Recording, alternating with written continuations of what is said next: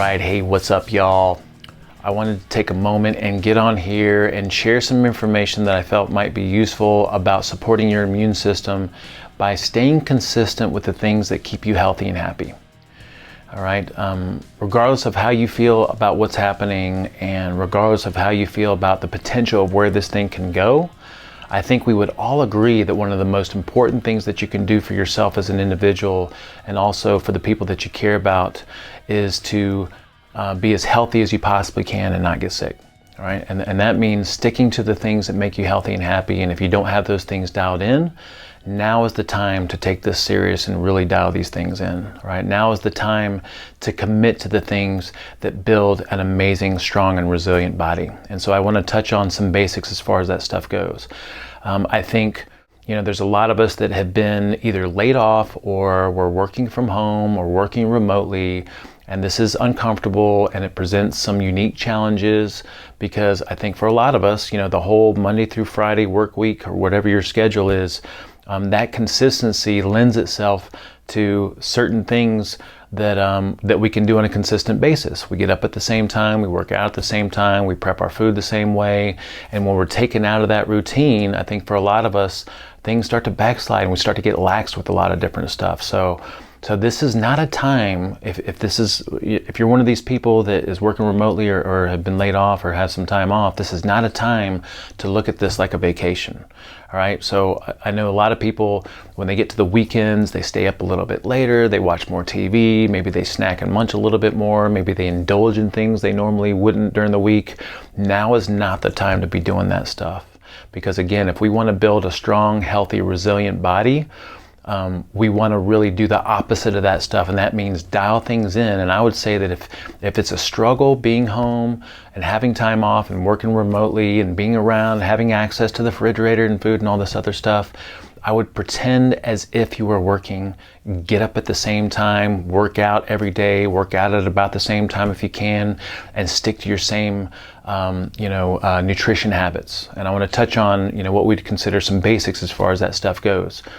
All right, so let's talk about real food first. We're real foodies. If you've worked with us to any degree at all, you understand that we believe in eating an omnivorous way of eating, which means animal meats, traditional fats, nutrient-dense vegetables, a little bit of full-fat dairy, and then carbohydrates from real food sources like safe starches and fruits, maybe a little bit of dark chocolate and honey, and making sure that those carbohydrates are moderated. All right, so we like them from real food sources in smaller amounts, ideally later in the day. And when it comes to food, we also are big fans of nurturing space in between meals because that's when the body is actually healing itself. All right, so for most of us in our community, we skip breakfast. We have a little bit of coffee or tea and some cream. We usually have either lunch and dinner or a compressed eating window with those two meals relatively close together. And that means in that space outside of that, we're getting a lot of healing and we're also nurturing some metabolic flexibility.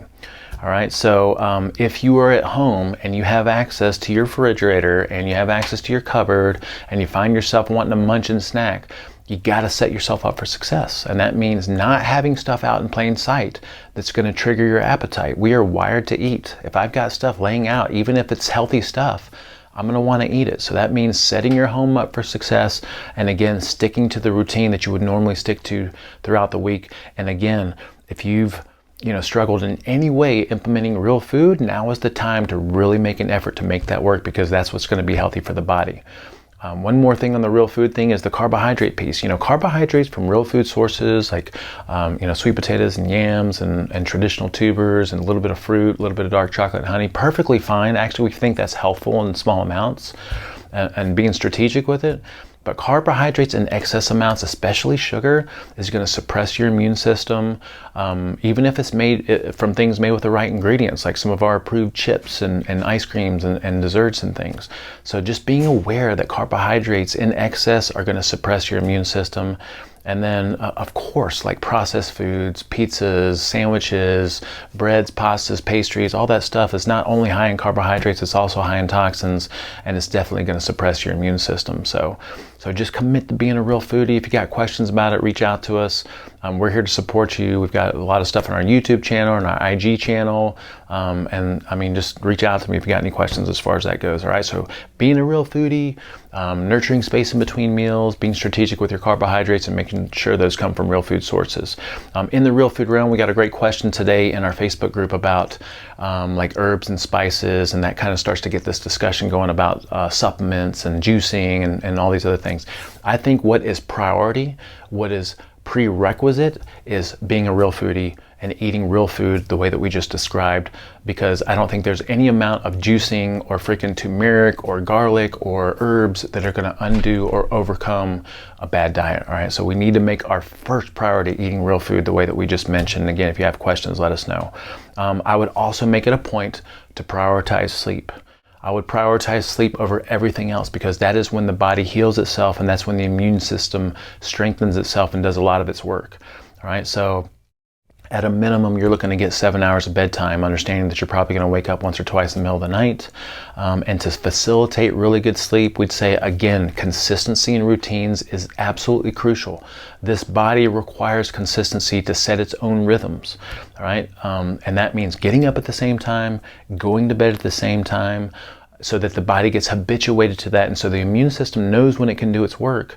And then also to optimize your sleep and to get better quality sleep, we want to make sure that we're spending time outside every day, we're getting some brightness, some sun on the skin is great, but also making sure that brightness hits our retinas so that our bodies understand what time of day it is, so that it knows when to secrete certain hormones, so that when the sun goes down, the body also understands when to secrete melatonin.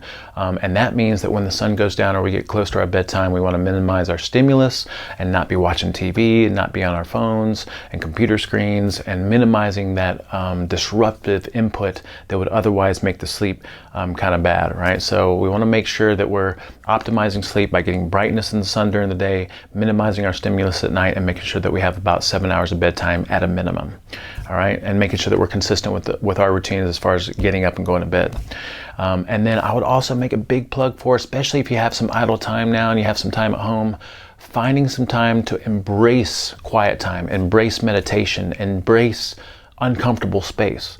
A lot of us, I think, get uncomfortable when we have a lot of idle time. We feel like we need to fill that with something. This would be the time to work on some self-development, maybe read some books that you've always wanted to read, listen to some podcasts, do a lot of big picture thinking and dreaming, and maybe even spend some time meditating. You know, there's some really good applications out there, 10% Happier, Headspace, Calm. Sam Harris has an app called Waking Up, which is awesome. Any of those are going to help you cultivate mindfulness. And the goal with meditation and having some quiet time is to have some practice cultivating presence, you know, where you're sitting maybe outside and just listening to what's going on. Maybe you're hearing some ambient traffic or some wind or some birds chirping. And as you're listening, you're cultivating presence. And with that backdrop of presence, you can start to notice yourself thinking, getting caught up, getting anxious, talking to yourself. And as soon as you notice that, you can come back to listening. We also are big fans of feeling the body as a meditation focus.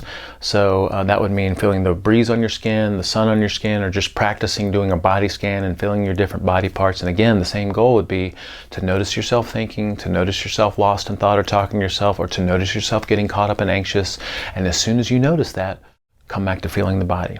And a final focus we like to experiment with is the breath. So following the breath in and out, feeling the breath, noticing the breath, and again with the same goal of noticing yourself getting caught up or lost in thought or talking to yourself or stressed out or worked up. And as soon as you notice that, you come back to the breath, all right? So we've got a few different focuses you can experiment with without complicating it. I would say just setting a timer for 5 minutes, going outside, sitting down, and just looking around and trying to cultivate some presence, and then noticing your tendency to get caught up about something.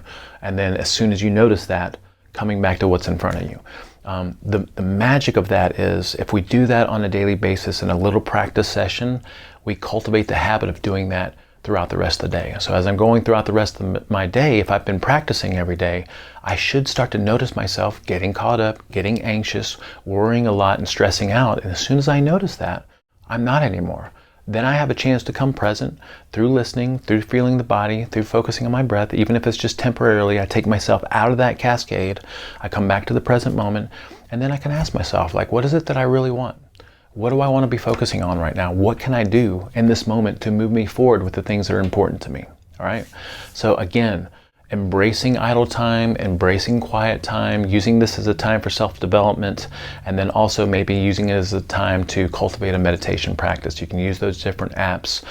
You can also, just go through the info I just described. We also have some guided meditations. I'll probably do a separate little meditation video at some point here in the near future. And then finally, I want to make a plug for fitness. I think fitness can be extremely helpful and immune boosting as long as you're not beating yourself up and doing brutal workouts every single day, especially if you're not getting really good sleep. All right, so I'm a member of the CrossFit Combine. A lot of the people that follow me are, but even if you're not, Colby has committed to hosting daily workouts through a Zoom video link. So you can participate in live workouts with us, or he's going to be recording those workouts and posting those daily. And these workouts are designed to be done at home, all right? These are home workouts. So if you don't have a fitness routine in place, I would highly recommend paying attention to that, following it. I'll link to that for sure. And then also making sure that if you're not doing that, that you spend some kind of time most days participating in some kind of constant low activity. So maybe going on a walk in the morning, a walk in the evening, committing to some kind of a personal fitness routine, but not pushing the intensity, especially if you're not sleeping well and you're not eating real food and doing all the different things that we discussed here. All right. So I hope that's useful. Just to summarize everything there, let's just make sure that we are committing to the things that make us healthy and happy. Let's commit to the routines that have gotten us to where we are right now. And if you are struggling with that in any way, just now is the time to hone that in. If you have any questions, let us know. Make sure that you're prioritizing real food, that you're prioritizing sleep, that you embrace this idle and quiet time and use it for self-development, a little bit of meditation, and a little bit of fitness is going to be great, but don't do too much fitness if you're not sleeping well and you're not eating real food.